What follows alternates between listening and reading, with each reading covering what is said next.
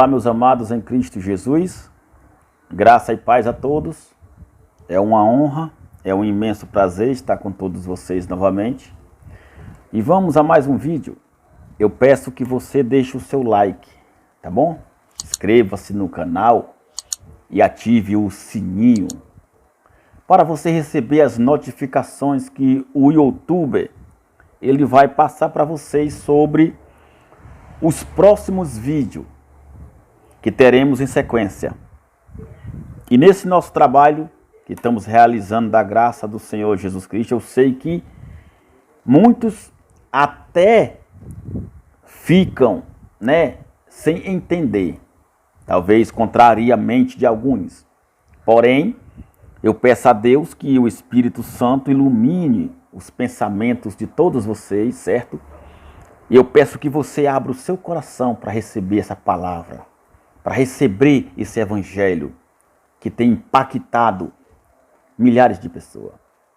Esse trabalho ele é maravilhoso, eu não sou o único, certo?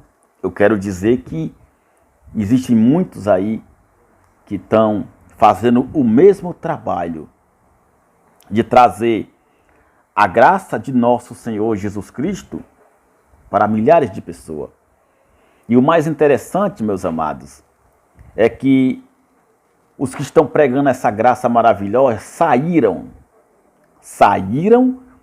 do sistema religioso evangélico. Eram pastores, eram bispos, eram missionários, eles tinham o seu trabalho pastoral em uma instituição religiosa evangélica e então foram iluminados, impactados com essa graça maravilhosa que nós temos hoje. Você que está chegando hoje novo no canal, eu sei que pode ser até um pouco contrariante para você. Você pode até nem entender um pouco.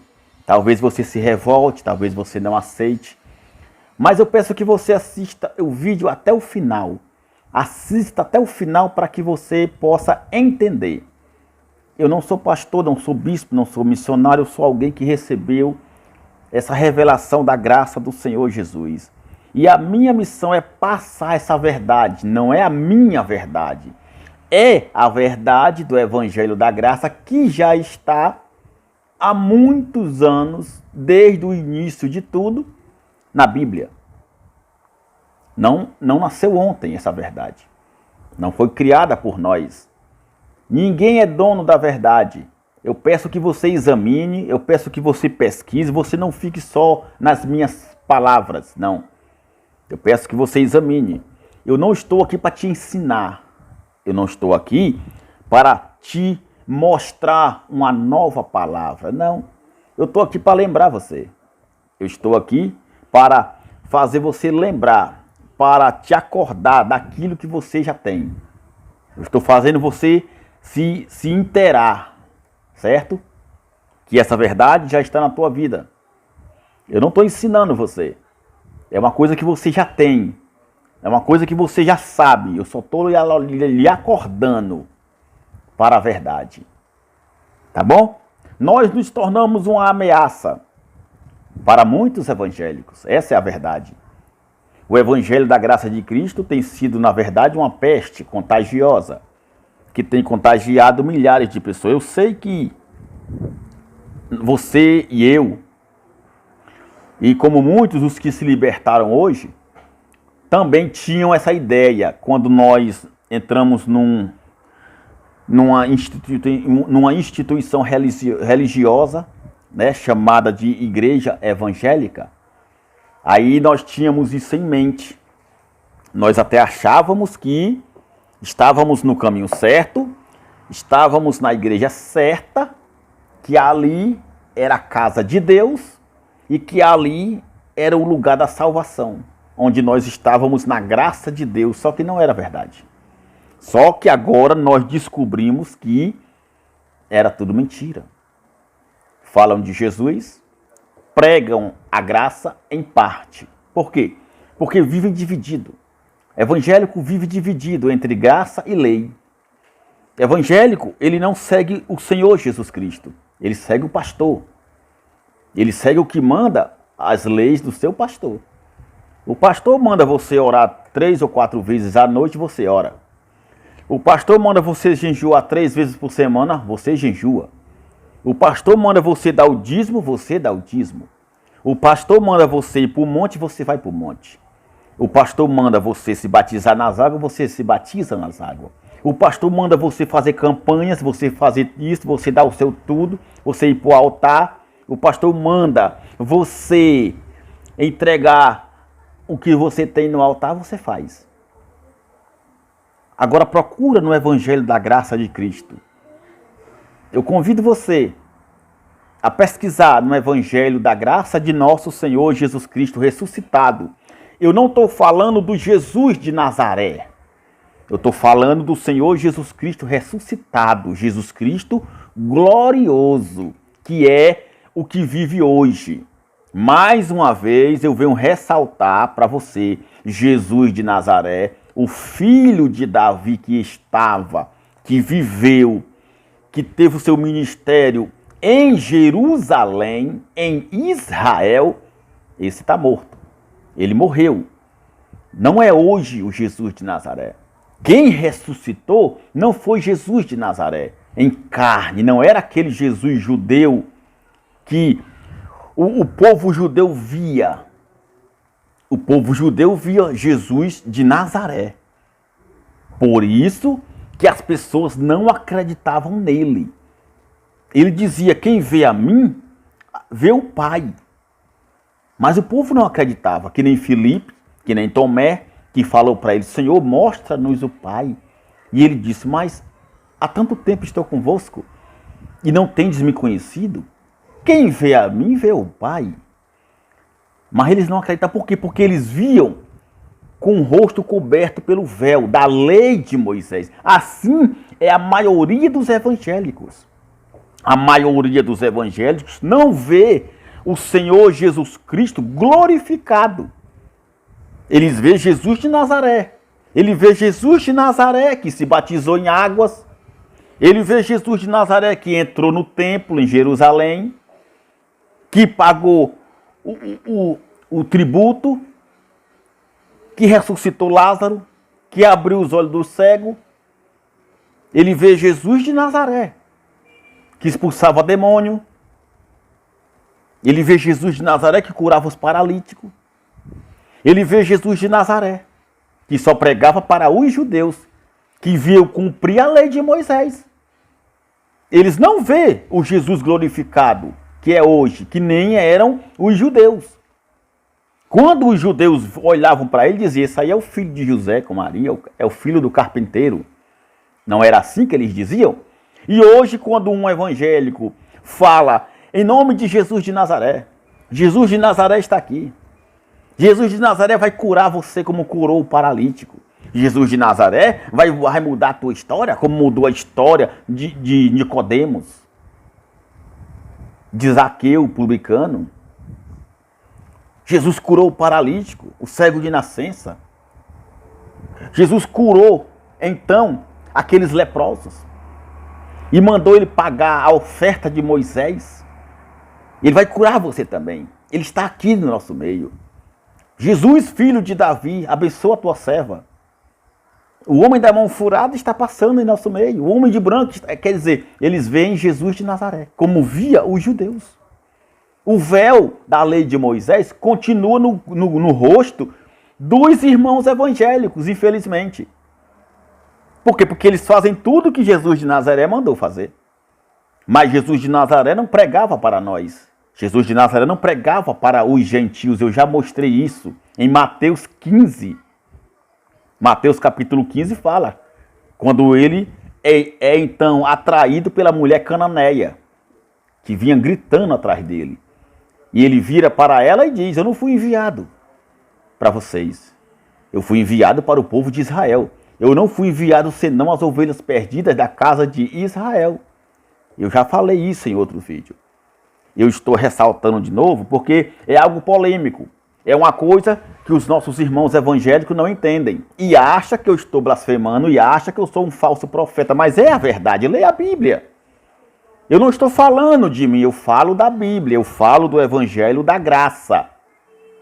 E esse evangelho tem se tornado uma ameaça para os evangélicos. O impacto da graça tem deixado muitos evangélicos revoltados.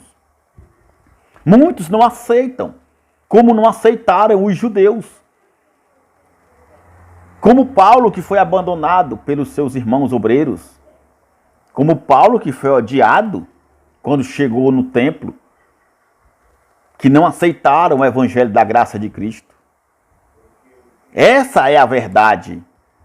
O evangelho da graça do Senhor Jesus Cristo é algo santo. Porque a Bíblia tem duas mensagens. Uma é para os judeus e a outra para os gentios. Esta Bíblia, as mensagens que estão nela, nem tudo que está escrito são para nós. Mas você lê a Bíblia e diz que é para você. O irmão coloca um vídeo no Facebook, coloca um vídeo na internet de uma praga, de uma desgraça no mundo, e coloca um versículo lá de Daniel, coloca um versículo lá de Êxodo, coloca um versículo de Miqueias, coloca um versículo lá de Isaías, e diz que é o Senhor que está mandando, que é o castigo do Senhor, por causa do pecado do povo. Mas se você for ler o contexto, para quem era aquela palavra?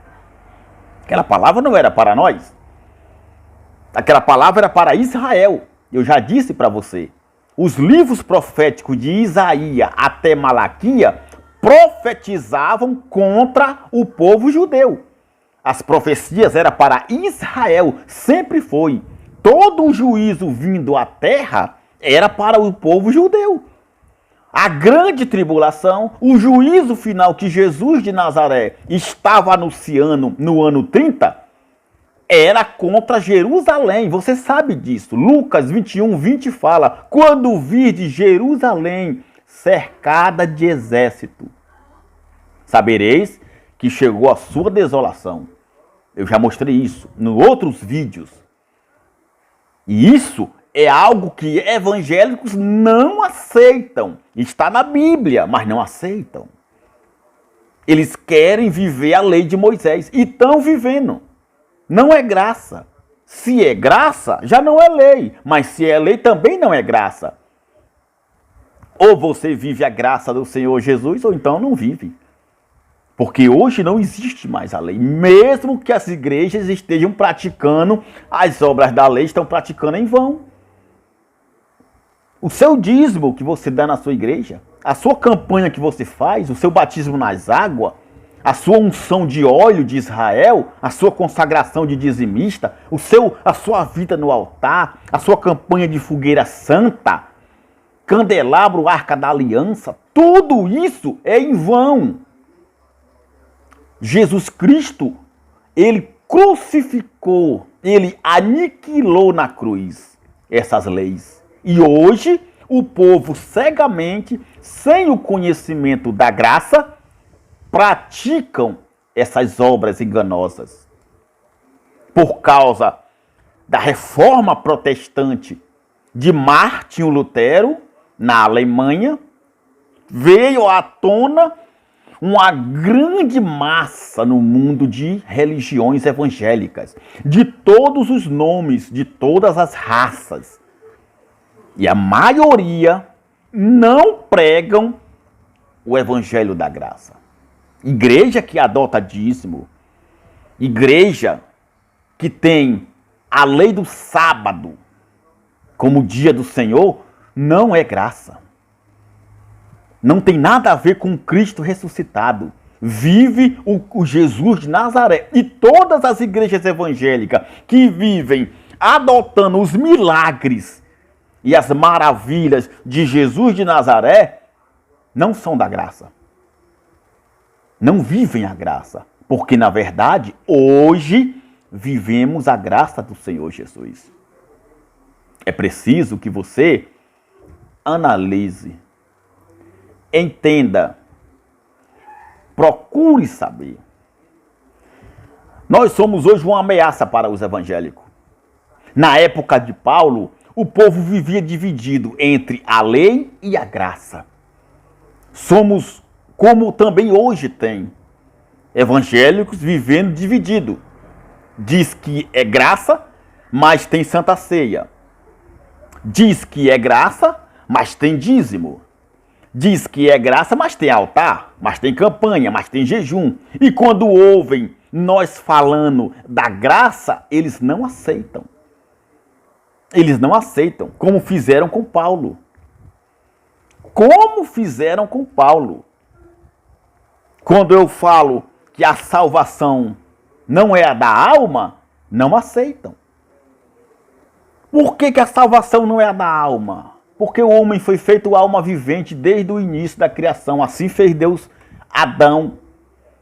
E de Adão até Jesus de Nazaré, o homem era feito alma vivente. Depois da cruz, com a descida do Espírito Santo, o homem tornou-se espírito vivificante. Quando este aceita Jesus Cristo ressuscitado na sua vida e vive a fé no Evangelho da Graça. No entanto, todos aqueles que recusam Jesus Cristo glorificado, todos os que recusam a graça de Cristo são alma vivente. São alma vivente como Adão e Eva. E todos os homens que viveram debaixo da lei. Porque era para isso que a lei servia, para condenar e para matar o ser humano na sua alma. Por isso Jesus de Nazaré falava que a alma iria queimar no inferno. Que tanto o corpo como a alma queimariam no inferno. Que é o cemitério. Que era quando Jerusalém fosse saqueada e queimada pelos romanos. Porque a alma, ela morre. A alma, ela não é eterna. Entenda isso. A alma não é eterna. Você pode ver. Você pode procurar entender. O que é alma? A alma é sentimento. É dor, é alegria. A alma é o prazer do ser humano. É quando você se alegra, quando você chora, quando você sente dor. Quando você tem ódio, quando você quer matar, quando você quer enganar, quando você quer se vingar. Você veja que o salmista Davi, ele falava o tempo todo da alma. Por quê? Porque ninguém mais nesse mundo teve dor e aflição como teve Davi. Um homem angustiado, um homem que chorava, que perdeu, que sofreu. A sua alma se angustiava. Quer dizer, não era o espírito. O espírito é de Deus. A alma vivente que Deus colocou no homem e também nos animais, como tem lá em Gênesis. Gênesis, capítulo 1, versículo 30. Os animais foram feitos alma vivente. Assim também o homem foi feito alma vivente. Gênesis 2, 7. Pesquise na sua Bíblia. O homem foi feito alma vivente no início da criação. Não tinham o espírito. Assim como muitos hoje que vivem na sua vida errada sobre a prática das obras da carne, dos desejos carnais, são alma vivente. Estão vivendo a sua natureza adâmica. E essa natureza é contra o evangelho da graça. O salmista Davi, desde o Salmo 3 e vai até o final falando sobre a alma. Você pode pesquisar. O livro de Salmo inteiro, os 150 capítulos, falando sobre a alma. Por quê? Porque a alma, ela morre. Morre o corpo, morre também a alma. O que é o espírito? O espírito é a mente, a consciência, é o pensamento do ser humano. O espírito é eterno. Não morre. Um corpo sem a alma, ele é morto. A alma não pode viver fora do corpo e nem o corpo pode viver sem a alma. São os dois juntos, foi assim que Deus fez. Ele soprou no nariz de Adão o fôlego de vida que era a alma. Assim também são os animais. Os animais são alma vivente. Nasce, reproduz e morre. Assim um ser humano nasce, reproduz e morre. Mas quando este ser humano aceita as verdades do Evangelho da Graça e vive a fé no Senhor Jesus Cristo ressuscitado, ele recebe o Espírito de vida. Ele se torna espírito vivificante. Você está me entendendo? Ele se torna espírito vivificante.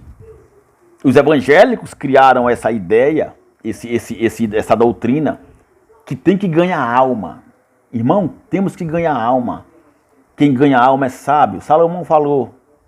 Mas o que é ganhar alma? Ganhar alma é você ganhar os sentimentos de outra pessoa. É você ganhar o coração de outra pessoa. É você ganhar aquela pessoa para você. Isso é ganhar alma.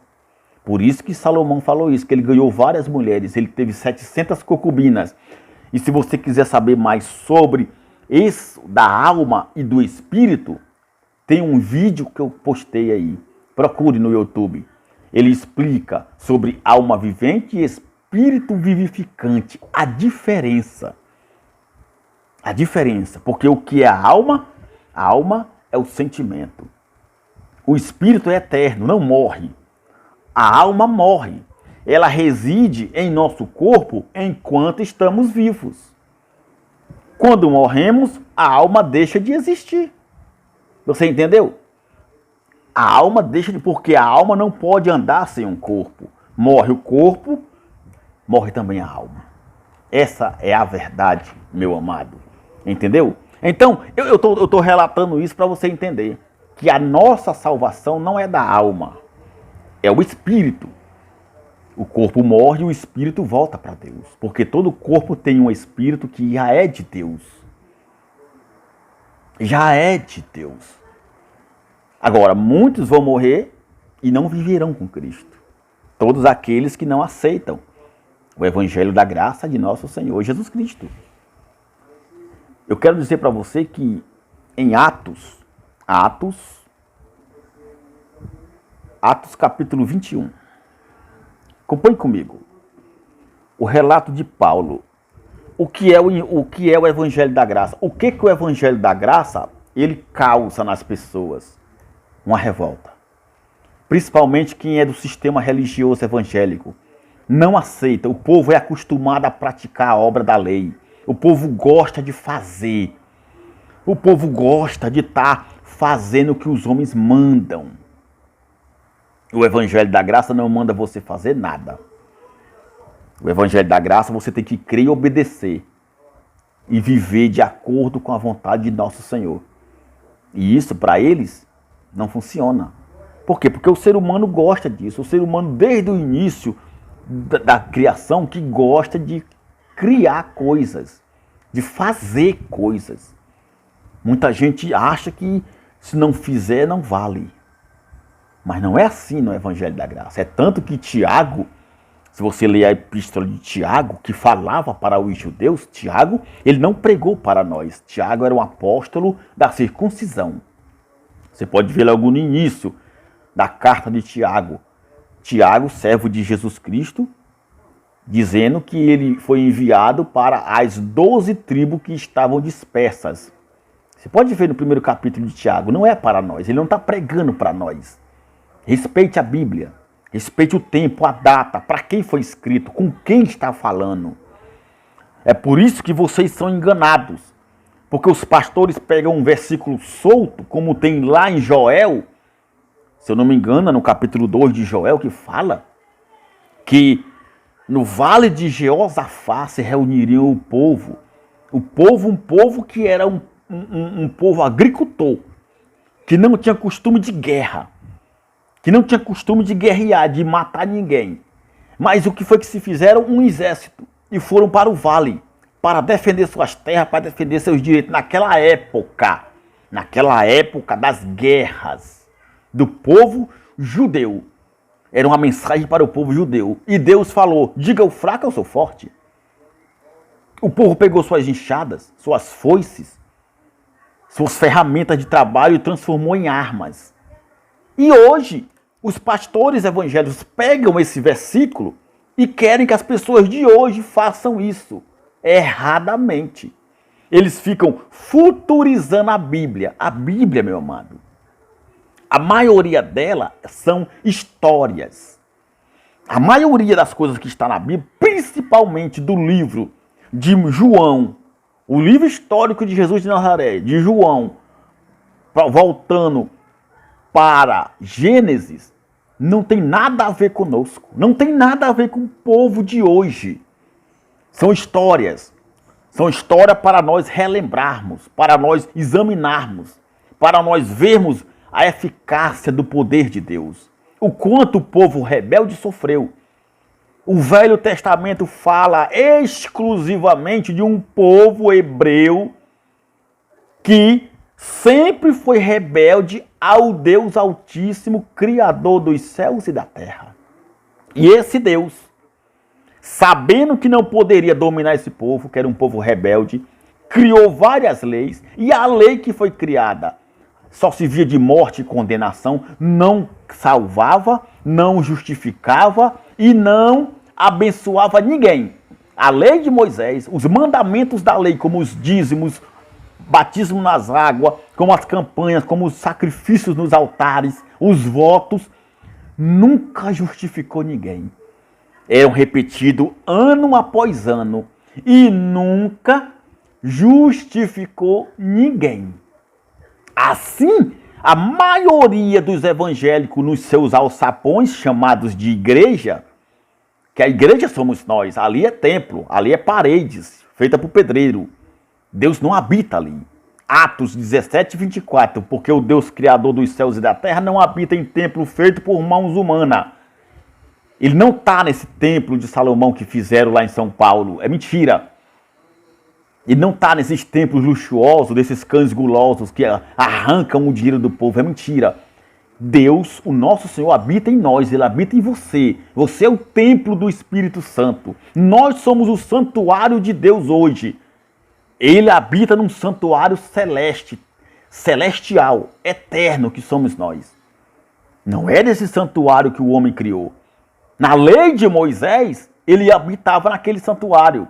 Ele habitava no tabernáculo dos homens. Ele habitava naquelas tendas. Ele habitou no templo que Salomão fez. Por quê? Porque era a lei. Era a lei. Ele vivia ali no Santo dos Santos. O sumo sacerdote era o único que tinha acesso ao Santo dos Santos, onde o véu cobria a glória de Deus. Somente o sumo sacerdote tinha o acesso direto ao Altíssimo para levar os problemas do povo. E isso nunca justificou ninguém. Se repetiam anos após ano os mesmos sacrifícios. E nunca justificou ninguém. Por quê? Porque o apóstolo Paulo, da graça de nosso Senhor Jesus Cristo, ele fala que nós somos justificados mediante a fé. Na graça de nosso Senhor Jesus Cristo, pelo seu sacrifício. É preciso que você abra sua mente. É preciso que você acorde para a verdade. Parem de ser enganados. Eu vivia fazendo e nunca serviu de nada. Todos os anos. E nunca chegava a nada. Tinha que repetir todos os anos e nunca era o suficiente. Eu fazia uma campanha num mês que era para mudar a minha vida. Essa campanha vai mudar a tua vida. Muitos aqui serão empresários. Tua vida vai mudar. Tua casa nova tu vai comprar. Tu vai ter um carro novo. Tu vai ter isso, tu vai ter aquilo. Quando era no próximo mês, eu teria que fazer outra campanha para mudar a minha vida de novo. Quer dizer, quando vai mudar? Assim era na lei de Moisés. E essa lei de Moisés abolida por Cristo, que não existe mais, a maioria das igrejas evangélicas adotam, fazendo campanhas, ano após ano, que não justifica ninguém, que não santifica ninguém e que não muda a vida de ninguém. Ah, eu comprei um carro novo, amém. Você trabalhou, é um direito seu. Quem é que não compra? Por acaso só são abençoados e ricos os que são evangélicos? Por acaso só compram apartamentos, carros e empresas os que são dizimistas? Não. Os que estão dentro de uma igreja evangélica fazendo campanha? Não. Se você analisar bem, os que nunca entraram numa igreja evangélica e nunca deram um dízimo sequer, são milionários. Aí você pode comparar comigo a mentira. Aí você pode comparar comigo quando um cão guloso diz que o devorador vai na tua casa se tu não der o dízimo. Que o devorador vai destruir a tua casa, vai queimar a tua geladeira, o teu carro vai queimar, vai quebrar, a tua televisão vai queimar, tu vai ficar sem nada, a miséria vai chegar, porque o devorador, que eles dizem que é um demônio, vai destruir tua vida porque você não é dizimista. É mentira. Está lá em Malaquias, é a palavra de Deus. Não. É a palavra de Deus para o povo judeu. A palavra ali não é direcionada para os gentios. Nós somos gentios. A palavra é direcionada para os judeus. Não tem nada a ver conosco. Ali o devorador não é um demônio. Ele não vai em casa de ninguém. Gafanhoto não come televisão. Gafanhoto não come geladeira. Gafanhoto não come carro. Gafanhoto come plantação. Gafanhoto come milho, come feijão, come soja. Gafanhoto come uvas. Gafanhoto come sementes. E esse devorador da Bíblia era os gafanhotos, era a lagarta, era o pulgão, era esses insetos que vinham em multidões, devastando as plantações dos judeus. É preciso que você acorde para a verdade, para que você pare de ser enganado. E eu fazia essas campanhas, anos e anos fazendo. Se você não foi abençoado nessa, você vai ser abençoado na outra. Agora é a tua vez. Tem que ser agora. É a tua vez. Fazem até música para enganar as pessoas. Mentindo, usando a palavra de Deus, usando a Bíblia para mercadejar você. Eles usam de negociata. A Bíblia, para muitos evangélicos, virou um negócio. Não é o evangelho da graça. O evangelho da graça, ele é puro. Ele traz vida, paz, tranquilidade. Não traz mandamento e nem ordenanças. Por isso que nós somos uma ameaça para eles. Por isso que eles estão nos condenando. Como fizeram com Paulo. Acompanhe comigo aqui. Preste atenção. Atos capítulo 21. Versículo 17. E logo que chegaram a Jerusalém, os irmãos nos receberam de muita boa vontade. Logo que chegamos a Jerusalém, Paulo falando. E no dia seguinte, eu quero dizer para você que esse livro de Atos dos Apóstolos aqui não é para nós, viu? Esse livro de Atos aqui era o ato dos apóstolos após a subida de Jesus de Nazaré aos céus. Após a subida de Jesus, o Filho do Homem, ter ido aos céus e ser glorificado. Até então ele não tinha sido glorificado ainda. Você está me entendendo? Então, após ele subir, que ele enviou o Espírito Santo no dia de Pentecostes, foi que Lucas escreveu esse livro de Atos dos Apóstolos, revelando, mostrando para o povo os atos que eles praticaram. Entendeu? Então vamos ler os atos deles aqui. E diz assim, ó.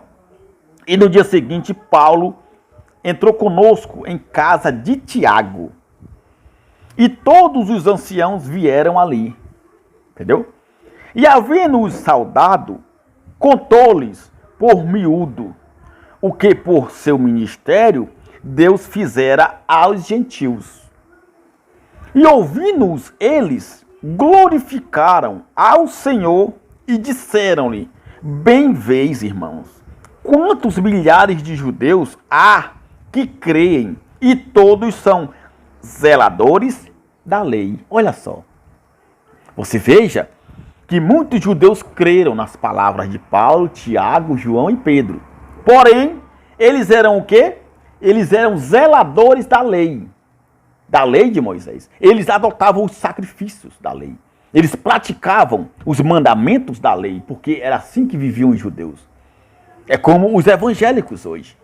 Falam de Jesus Cristo, dizem que amam a Deus, dizem que confessam a sua fé, mas eles zelam pela lei quando fazem as obras da lei, assim como eram os judeus.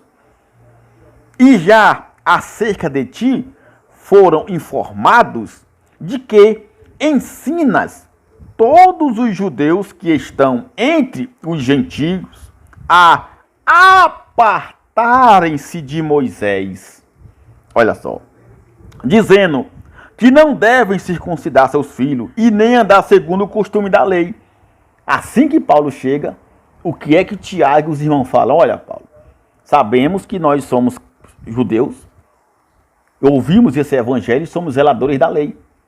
Mas sabemos que vocês andam falando um evangelho que não quer que o povo judeu mais, né, sirva a lei de Moisés. Eles querem que vocês se apartem de Moisés. Por quê? Porque os judeus, meus amados, eles adotam a lei de Moisés. Para eles lá, o judaísmo, o profeta deles é Moisés. O judaísmo, ele não adota Jesus Cristo ressuscitado como seu Senhor. É Moisés. E quando você, que diz que é evangélico, e que diz que vive na graça de Cristo, quando você pratica as obras da lei de Moisés, você está do mesmo jeito dos judeus, glorificando Moisés. Entendeu? O profeta deles é Moisés. E a maioria dos evangélicos hoje também tem Moisés como seu profeta. Não o Senhor Jesus Cristo. Vamos em frente. Diz assim, ó. Que faremos, pois? Em todo caso, é necessário que a multidão se ajunte, porque terão ouvidos que já és vindo. Faze, pois, isto que te dizemos. Olha só, Tiago, os irmãos que estavam em Jerusalém falaram para Paulo. Olha, Paulo, todo mundo está sabendo da tua vinda. Então tu tem que fazer o que nós vamos te falar. Faça o que vamos te mandar fazer. Preste atenção. Diz assim, ó. Faze, pois, isto que te dizemos. Temos 4 homens que fizeram voto. Quer dizer, quando chegavam em Jerusalém, aqueles que queriam viver junto com os cristãos, tinham que fazer os votos do judaísmo. Certo? O que eram os votos? Raspar a cabeça, ungir a cabeça, se batizar nas águas e fazer o juramento do judaísmo, de obedecer às leis de Moisés. Entendeu? É assim que a maioria dos evangélicos vivem hoje, fazendo os votos de juramento do judaísmo. Quando? Quando recebe consagração de azeite na cabeça, que é consagração de dizimista, consagração de obreiro, consagração de não sei o que, consagração disso, é consagração de criança. Isso são votos do judaísmo.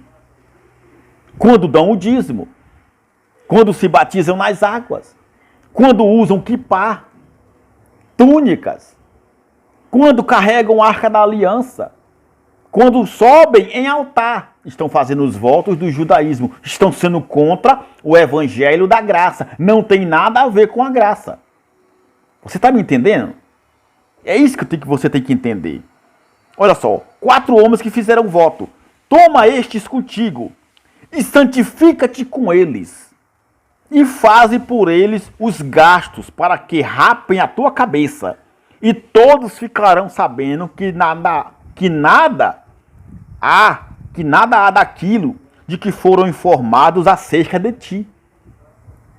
Quer dizer, eles obrigaram Paulo a raspar a cabeça, a ungir a cabeça com óleo e a fazer os votos do judaísmo, para que o povo veja que ele não é aquilo que eles estavam pensando que ele era, contra a lei de Moisés. Entendeu? Mas que também tu mesmo andas guardando a lei. Olha só.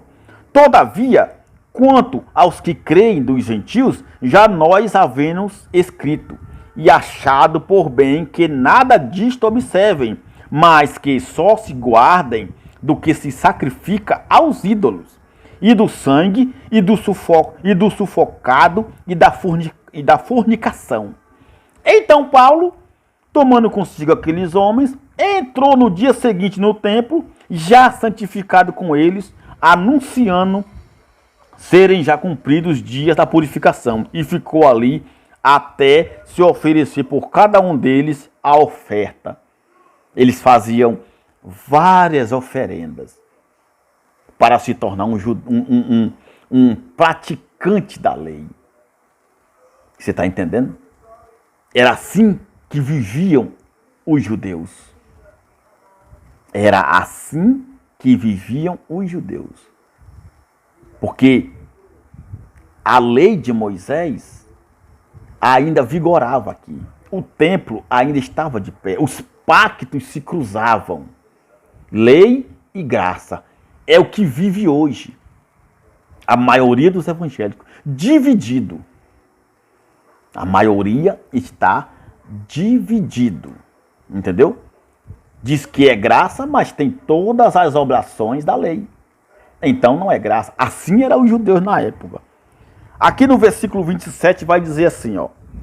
E quando os 7 dias estavam quase a terminar, os judeus da Ásia, vendo no templo, olha só, quando chegaram os judeus lá da Ásia e viram a Paulo no templo, ficaram alvoroçados. Alvoroçaram-se todo o povo e lançaram mão dele, clamando, olha só, homens israelitas, socorro! Homens israelitas, socorro! Este é o homem que por todas as partes ensina a todos contra o povo e contra a lei de Moisés. Tá vendo aí? E contra este lugar e contra o templo. E demais disto, introduziu também no templo os gregos e profanou este santo lugar. Você está entendendo agora?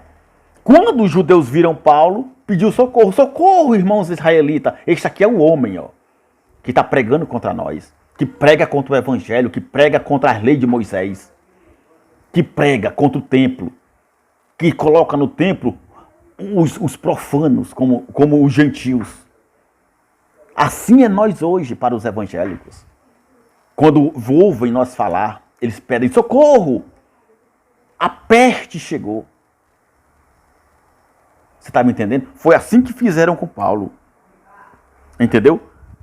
E procurando eles matá-lo, chegou ao tribuno da corte o aviso de que Jerusalém estava toda em confusão. Isso causou um grande alvoroço, a chegada de Paulo em Jerusalém, no templo, porque Paulo, ele pregava o evangelho da graça, e eles não aceitavam, entendeu? Eles não aceitavam, porque antes tinham visto com ele a cidade a Trófimo e de Éfeso, o qual pensavam que Paulo introduzira no templo. E alvoroçou-se toda a cidade. E houve grande concurso do povo. E pegando Paulo, o arrastaram para fora do templo. E logo as portas se fecharam. O qual, tomando logo consigo soldados e centuriões, correu para eles. E quando viram o tribuno e os soldados, cessaram de ferir Paulo. Quer dizer, pegaram Paulo para matá-lo. Mas quando chegaram os soldados com o tribuno, então eles pararam. Entende? Por quê? Quem estava fazendo isso com Paulo? Os próprios judeus. Por quê? Porque não aceitavam o evangelho da graça de Cristo. Porque para os judeus, só valia se fizesse. Só era de Deus se batizasse em água. Se desse dízimo. Se fosse ao templo. Se fizesse voto, se fizesse sacrifício. Só era de Deus se raspasse a cabeça, se usasse equipar. Assim eram os judeus, como a maioria dos evangélicos. Para eles, você só é de Deus quando você passa a ser dizimista. Quando você participa das campanhas, quando você sobe no altar. Quando você é um dizimista. Aí é que você é de Deus, quando você se batiza nas águas. Você observe que cada pessoa que chega da igreja dos crentes, dos evangélicos, aquelas pessoas que estão visitando, né? Os novos que estão visitando, sempre que tem um novato, uma pessoa que chegou ali para visitar, o que é que eles fazem no final do culto? Convida para ir na frente e aceitar Jesus como Salvador. A pessoa levanta a mão, faz a sua confissão e aceita Jesus. Quer dizer, se a pessoa não for na frente, se a pessoa não levantar a mão para aceitar Jesus como Salvador, saiu dali sem Jesus. Entendeu? Quer dizer, sem os votos você não é de Deus. Sem a lei de Moisés, você não é de Deus, segundo os crentes, os evangélicos. Quer dizer, é como se o evangelho da graça de Cristo não valesse nada. Mas, como diz em Efésios capítulo 1, ele já nos abençoou com todas as sortes de bênção. Nos elegeu, nos escolheu antes da fundação do mundo para sermos santos e irrepreensíveis em amor. No evangelho da graça do Senhor Jesus não há condenação. A mentira da grande tribulação, do juízo final, não tem para nós. Nós estamos na graça do Senhor Jesus. Não tem condenação. Não tem juízo final para gentio. Você não acha na Bíblia. Procure na Bíblia as palavras que falam de juízo final, de condenação, de grande tribulação para quem eram. Desde Isaías até Jesus de Nazaré era para quem? Era para Jerusalém, era para o povo judeu. Gentil não tem obras. Gentil não vive lei de Moisés. Gentil não tem condenação. Gentil não tem juízo final, porque fomos lavados, purificados, santificados pelo sangue da nova aliança. Nós fomos comprados por um bom preço. O sangue de Cristo nos lavou, nos purificou, nos santificou, nos salvou. O sangue de Cristo na cruz nos comprou. Você é comprado pelo sangue do Senhor Jesus. Nós fomos comprados. O sangue de Cristo liberta de todo o pecado. Nós somos comprados por esse sangue. Não temos que fazer nada. Não temos que subir em altar. Não temos que fazer campanha. Não temos que dar dízimo. Que se dane, meu amado. Se o pastor tem que pagar a sua conta, tem que pagar a sua luz. Quem mandou abrir igreja? Jesus não mandou abrir igreja. Jesus não mandou fazer templo. Jesus não mandou fazer campanha. Eu não tenho nada contra você que ajuda. Ajude. É bom ajudar. Mas o dízimo não tem nada a ver conosco. Não se ache em obrigação de dízimo. Faça por amor. Quer ajudar? Ajude. Mas o pastor que impõe sobre você esse cargo, que impõe sobre você de ameaças, você vive ameaçado. Os evangélicos são ameaçados pelos pastores. Que se você não for dizimista, você está roubando a Deus, vai para o inferno. Porque a Bíblia diz que os ladrões não herdarão o reino de Deus. Quando Jesus de Nazaré falou que os ladrões não herdariam, aliás, o reino de Deus, não estava falando da salvação eterna do Espírito. Ele estava falando do reino de Deus que estava chegando no mundo. Ele dizia, é chegado a vós o reino de Deus. E o reino de Deus está dentro de vós. E quem vive nas suas paixões carnais, e quem vive roubando, matando, destruindo, quem vive fazendo coisas erradas, não tem o reino de Deus. Mas isso não quer dizer que perdeu salvação. Não. A qualquer momento ele pode muito bem ser iluminado pela graça de Cristo. E aí, como o Senhor Jesus já nos salvou, não tem como perder. O eleito não perde salvação. O eleito da graça não perde. Você pode ver em Efésios, capítulo 1, fala, se eu não me engano, no versículo 5 ou 6, que ele já nos predestinou.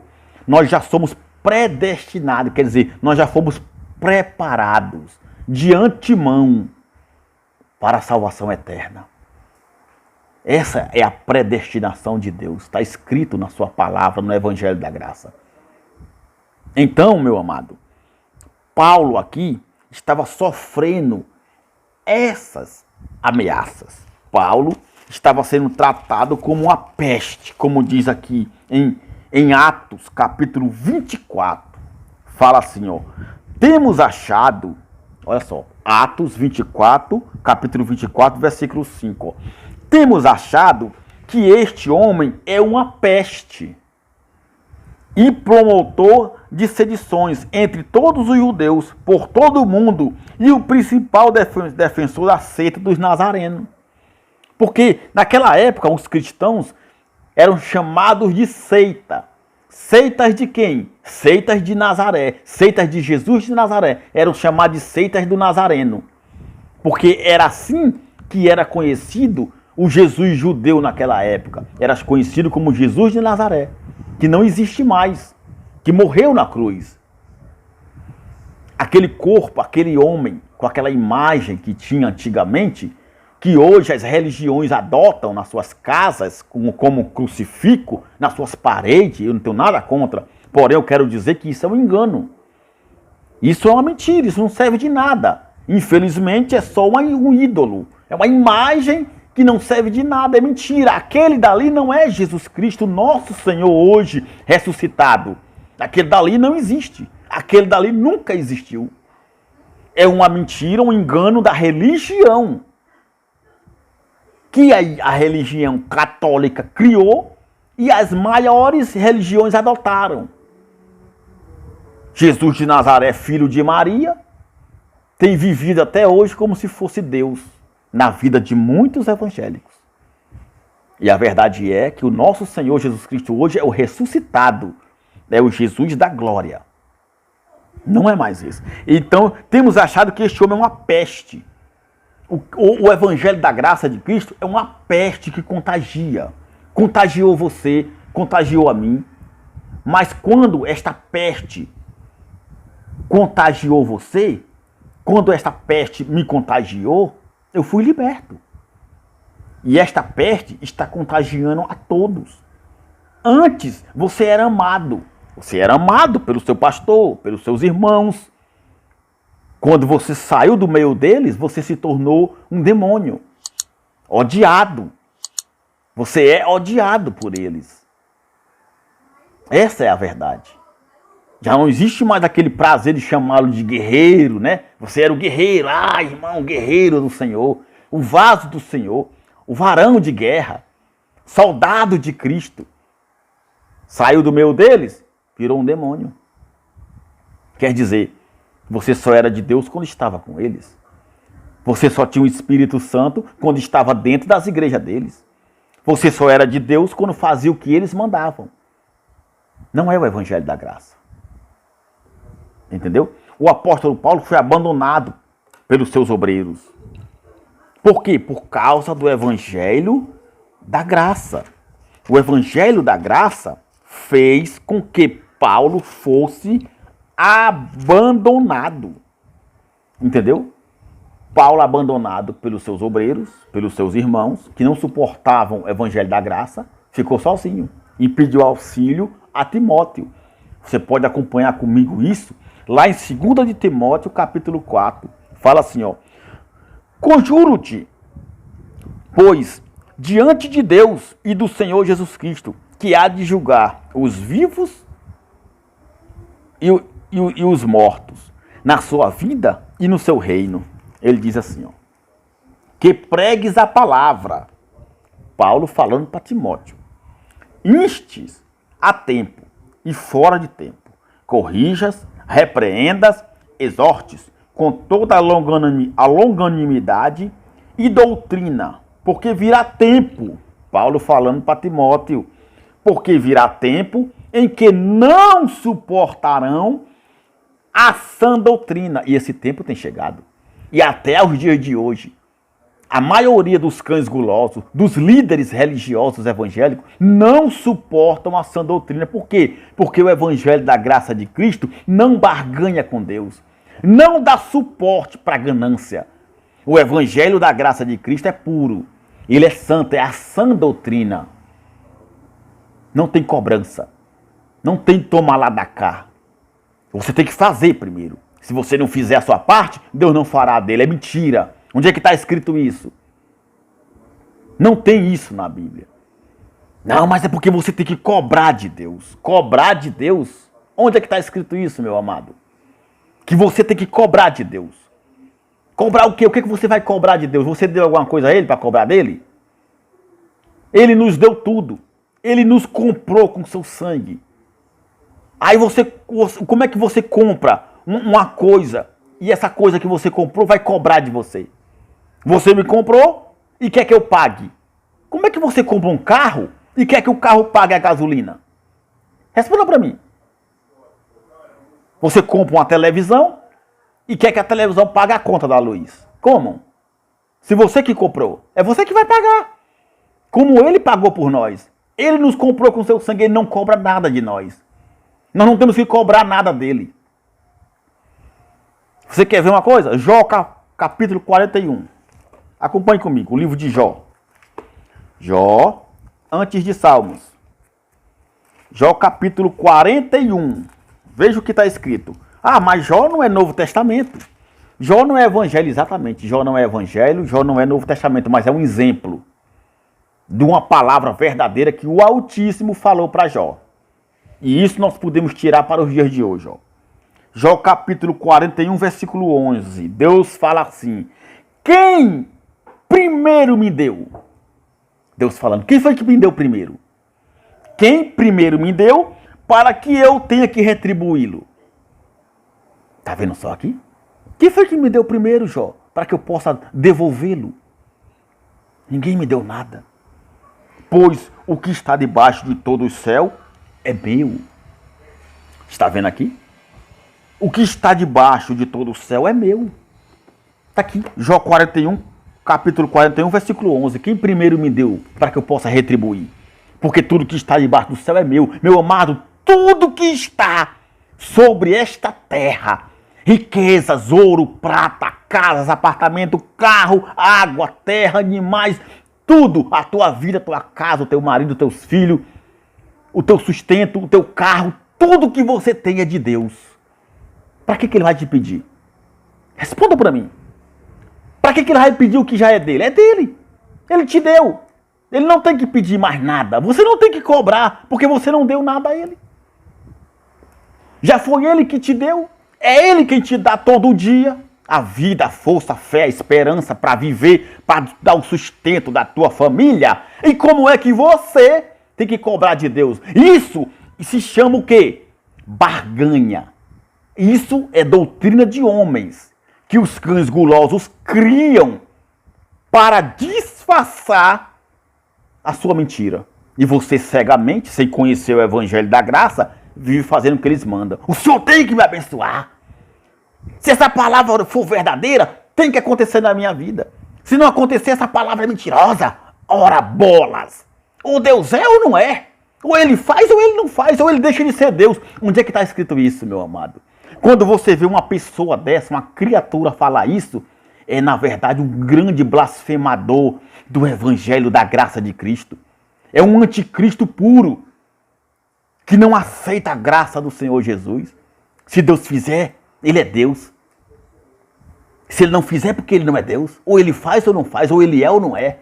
Ou então ele deixa de ser Deus, ou essa palavra é verdadeira ou é mentira. Não existe isso. Você não pode, meu amado, caluniar Deus. Você não pode debochar de Deus. Você não pode, de maneira nenhuma, fazer deboche de Deus. Você não pode fazer propina contra Deus. Entendeu? Você não pode fazer isso. Você não pode querer que Deus seja corrupto. Corruptos são os homens, gananciosos e malignos deste mundo. Nosso Deus é santo, é poderoso, é dono de tudo. É dono de todo o ouro e de toda a prata. Ele já nos deu tudo. Ele não nos deve nada. Essa é a verdade. Não temos que cobrar nada. Eu sou dizimista, o senhor tem que... Que conversa é essa? Não é por obras. Está escrito na Bíblia, não é por obras. Efésios capítulo 2, versículo 8 e 9. Não é por obras para que ninguém se glorie. Não, eu fiz. Não, eu estou salvo porque eu sou dizimista. Eu estou salvo, eu tenho uma salvação porque eu vou para o altar, porque eu fui consagrado, porque eu sou obreiro, porque eu sou isso, porque eu sou aquilo. Eu ganhei alma, eu ganhei 5 almas, eu ganhei 20 almas, eu ganhei isso, eu ganhei aquilo. Eu estou salvo. Não, Senhor. Primeiro que ninguém ganha alma para Deus, você ganha alma para você mesmo. Você ganha o sentimento da pessoa, você ganha as emoções da pessoa. A tua esposa que tu conquistou, tu ganhou a alma dela. Que nem Salomão ganhou as almas daquelas mulheres. Isso é ganhar alma. Ganhar alma é conquistar uma pessoa. Quando um homem quer conquistar uma namorada, quando a mulher quer conquistar um homem. E isso é ganhar alma. É o contexto real, verdadeiro da história. Ou você acredita, ou então não posso fazer nada, mas é o evangelho da graça. Entendeu? Aí você acha, não, mas isso aí que Deus falou para Jó é o Velho Testamento. Não tem nada a ver conosco, não tem não? Pois veja Romanos, vamos lá. Romanos 11. É Velho Testamento? Muito bem. Mas vamos ver aqui em Romanos 11 o que Paulo, tirando a mesma palavra, falou aqui. Vamos lá. Romanos, capítulo 11, versículo 34. Olha o que diz aqui, ó. Ele fala assim, ó. Porque quem compreendeu a mente do Senhor? Paulo falando no dia da graça. Porque quem compreendeu a mente do Senhor? Ou quem foi seu conselheiro? Ou quem lhe deu primeiro a ele? Para que ele possa recompensá-lo, retribuí-lo. Tá vendo? As mesmas palavras que Deus falou para Jó, lá em Jó 41:11, tá falando aqui, ó. Romanos capítulo 11, versículo 34 e 35. Ó. Porque quem compreendeu a mente do Senhor? Ou quem foi o seu conselheiro? Ou quem lhe deu primeiro a ele? Para que ele seja recompensado. E diz mais, ó. Porque dele, por ele e para ele são todas as coisas. Glória, pois a ele eternamente. Amém. Por ele, para ele são todas as coisas. É dele. Todas as coisas são de Deus, o Criador eterno. Você pode cobrá-lo? Não. Não seja ignorante. Não seja mau diante de Deus. Não seja ingrato. Agradeça pelo seu sacrifício na cruz. Agradeça pela graça que Ele nos deu. Esse favor imerecido, maravilhoso. Meu amado, a graça de nosso Senhor Jesus Cristo, ela vale mais do que todos os tesouros deste mundo. Nada se compara a essa graça maravilhosa que nos resgatou, que nos salvou, que nos regenerou, que nos lavou pelo Espírito da palavra. Essa graça magnífica que tem impactado, que tem sido uma ameaça para muitos evangélicos. Essa é a verdade. Para muitos evangélicos, a graça do Senhor Jesus é uma ameaça. Paulo, abandonado pelos seus irmãos, fala aqui mais, ó. Porque virá tempos em que não suportarão a sã doutrina. 2 de Timóteo, capítulo 4. Mas tendo coceira nos ouvidos, amontoarão para si doutores conforme as suas próprias vontades, os seus próprios desejos, as suas próprias concupiscências. Eles são seus próprios mestres. Eles criam as suas próprias doutrinas. Outro evangelho, Gálatas capítulo 1 diz que se alguém pregar outro evangelho, ou mesmo os anjos, seja maldito, seja amaldiçoado. E é o que a maioria dos evangélicos estão sendo hoje. Amaldiçoados porque pregam outro evangelho da graça de Cristo. Não é o evangelho da graça, é a lei de Moisés que traz condenação e morte. Nós vivemos no Espírito, nós vivemos, amado, no ministério espiritual. O Espírito não tem carne, o Espírito não é material, o Espírito não se toca, o Espírito não se vê. O Espírito é espiritual, é liberdade. Porque Deus é Espírito. E Ele vive em nós. O homem hoje é feito espírito vivificante, sem condenação, sem o pecado de Adão, que foi aniquilado na cruz. Você é um abençoado do Senhor Jesus. Você é um abençoado da graça de Cristo. Cristo te resgatou da condenação da morte, te lavou com o sangue dele. E hoje, debaixo de sua graça, somos mais do que abençoados. Os teus problemas é você quem cria. As tuas dores é você quem busca. O homem colhe o que ele planta. Os teus erros na carne foi você quem fez. Eu estou sofrendo, eu estou padecendo, meus filhos estão na droga, meu marido tem amante, minha família está perturbada, está destruída, eu estou na miséria. Por quê? Porque lhe falta o conhecimento da graça. Porque falta você receber o Espírito do Cristo ressuscitado. Para que você tenha um entendimento que você só vive mal porque você vive fazendo coisas más. Os males da tua vida são consequências do que você pratica. Você pratica o mal, só vai ter mal na tua vida. Você planta o ódio e quer colher o amor. Não tem como. Você tem que andar em linha com a verdade. Você tem que andar em linha com o Criador. Por isso que as pessoas sofrem com depressão, com a dor da alma. A alma dela está angustiada, sofrendo, padecendo. Por quê? Porque a alma se alimenta de emoções. A alma se alimenta de transações, de harmonia, de prazeres. Por isso que os jovens de hoje, a maioria, vivem depressivos, angustiados, mergulhados em bebida e em droga. Por causa do vazio, por causa da angústia da alma.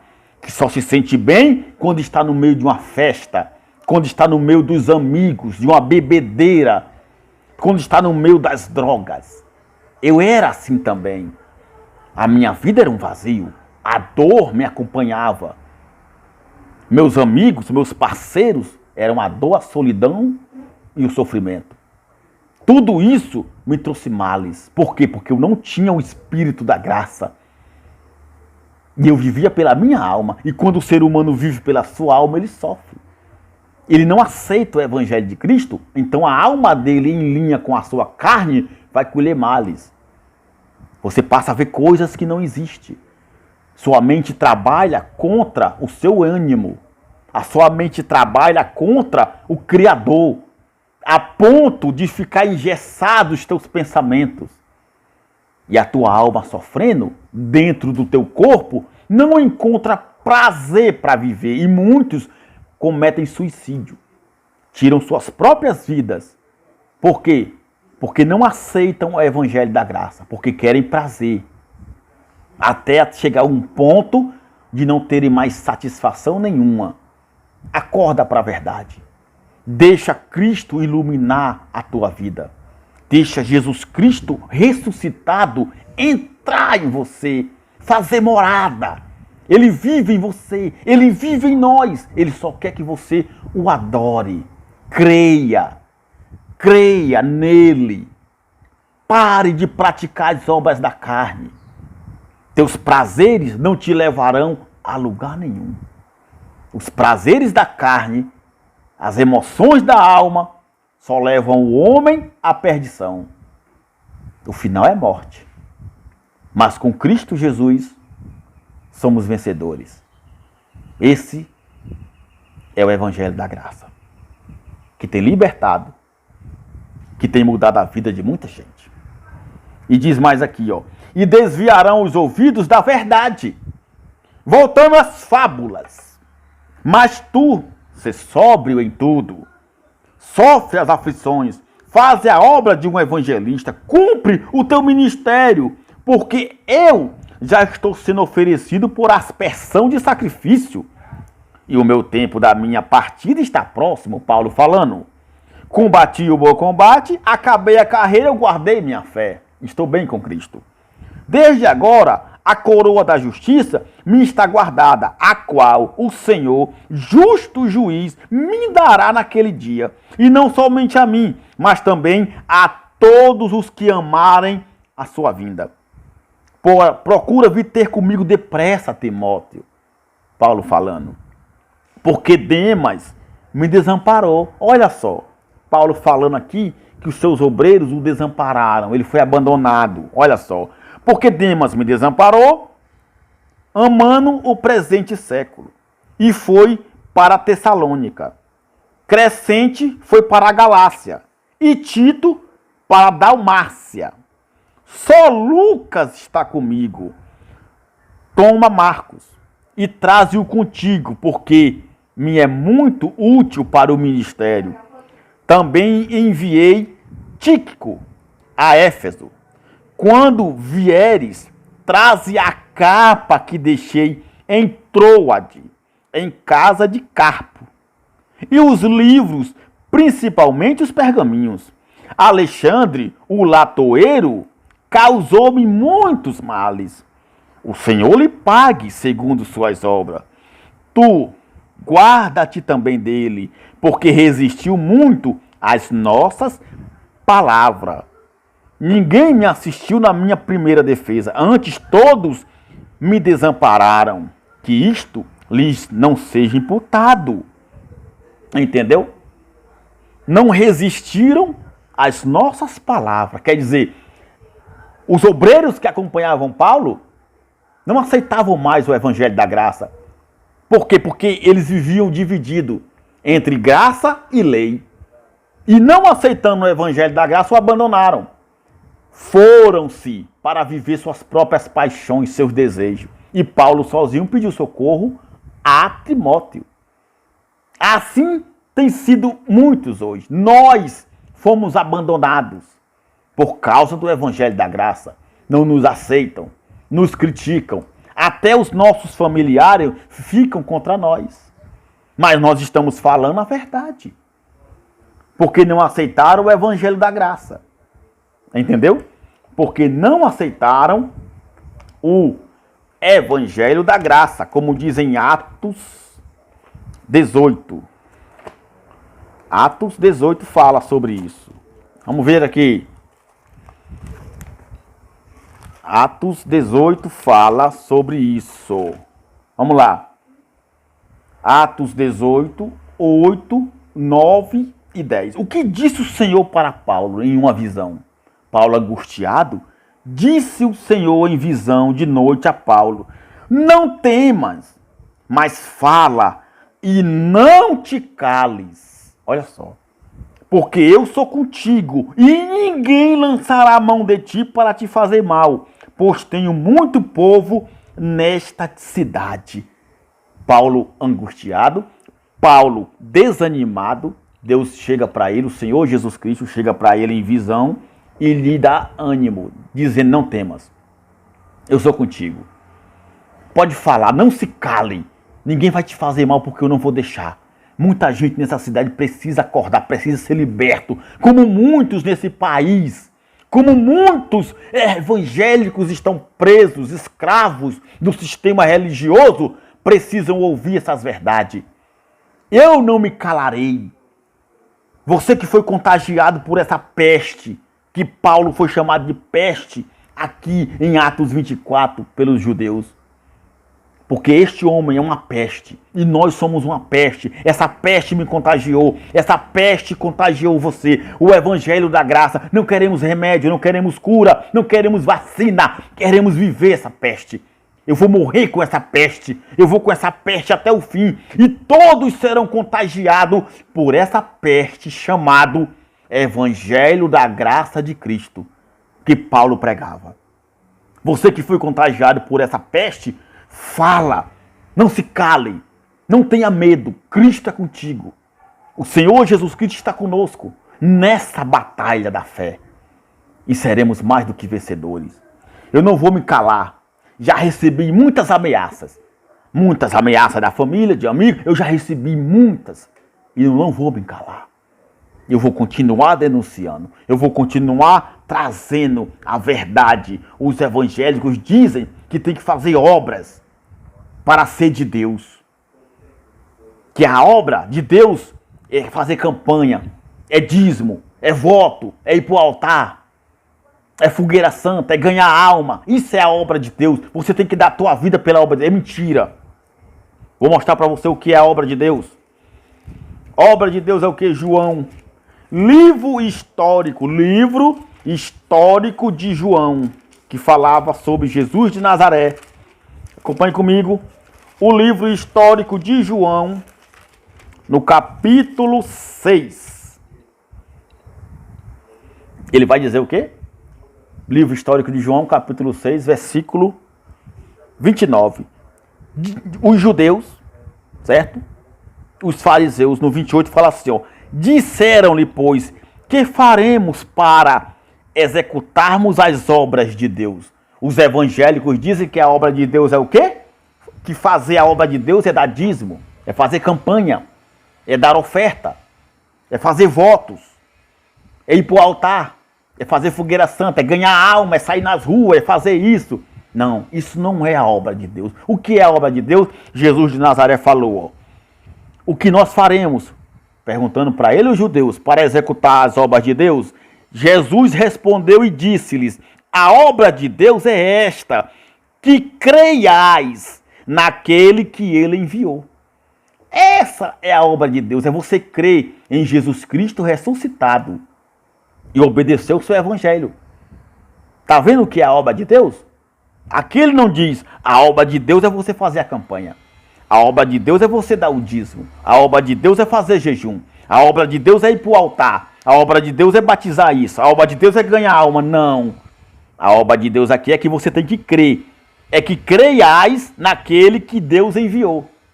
A saber, o Senhor Jesus Cristo. É essa a obra de Deus. Quando você se liberta do sistema religioso evangélico e passa a viver a graça, você se torna um inimigo dos evangélicos. E essa é a verdade. É o que nós nos tornamos. Aquele homem de Deus, aquele pastor ungido, aquele pastor consagrado, aquele missionário, aquela missionária que revelava o inferno, revelava a alma não sei de quem, revelava o carro de fogo, o anjo com a espada, aquele homem que consagrava não sei quem, que curava, que expulsava demônio, que você achava que era um grande homem de Deus, que você admirava. Hoje, quando você está liberto do sistema religioso evangélico, com os olhos iluminados pela graça de Cristo, você já não vê mais assim. Você passa a ver que ele não passa de um homem natural, de um homem que não tem nada, de um cão guloso, de um enganador. Entende? Aquele que você adorava como homem de Deus, que você prestigiava, que você aplaudia, como um missionário da fé, como um homem ungido, como um grande profeta, hoje não é nada mais. O Evangelho da Graça já mudou a sua história. O Evangelho da Graça mudou tudo na tua vida. Entendeu? Tudo mudou na tua vida quando você foi liberto pelo Evangelho da Graça de Cristo Jesus. Entendeu? Porque o Evangelho da Graça é santo e puro. Já dizia Jesus de Nazaré, nos seus dias em carne em Jerusalém para os judeus. Mateus 10, 34 diz assim, ó, não cuideis que vim trazer a paz à terra. Não cuideis que vim trazer a paz à terra. Não vim trazer a paz, mas eu vim trazer uma espada, que é a palavra do Evangelho da Graça. É a palavra de Deus, é a espada que separa. Porque eu vim pôr em disseção o homem contra o seu pai, e a filha contra a sua mãe, e a nora contra a sogra. E assim os inimigos do homem serão os seus familiares. Não é assim que acontece quando você é liberto, quando você vive o Evangelho da Graça? Os teus inimigos se tornam a tua própria família, muitas das vezes. Alguns não aceitam mais você. Seu irmão, seu pai, sua mãe, alguns começam a criticar você. Não andam mais contigo, não querem ter conversa com você. Não querem ter acordo com você. Para eles você se tornou um inimigo por causa do Evangelho da Graça de Cristo. Que foi isso que Jesus veio trazer. Amém? Meus amados em Cristo Jesus, fica aqui mais uma mensagem do Evangelho da Graça de nosso Senhor e Salvador Jesus Cristo. Eu me despeço de todos e quero mais uma vez dizer que vocês são mais do que abençoados através da graça de nosso Senhor Jesus Cristo. Esse Evangelho está impactando o mundo. O Evangelho da Graça se tornou uma ameaça para os evangélicos. E nós vamos até o fim.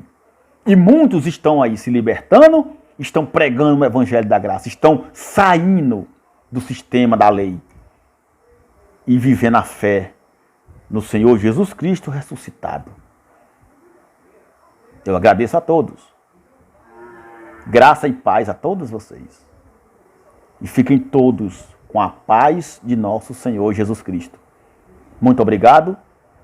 Assim é e assim será. Até a próxima.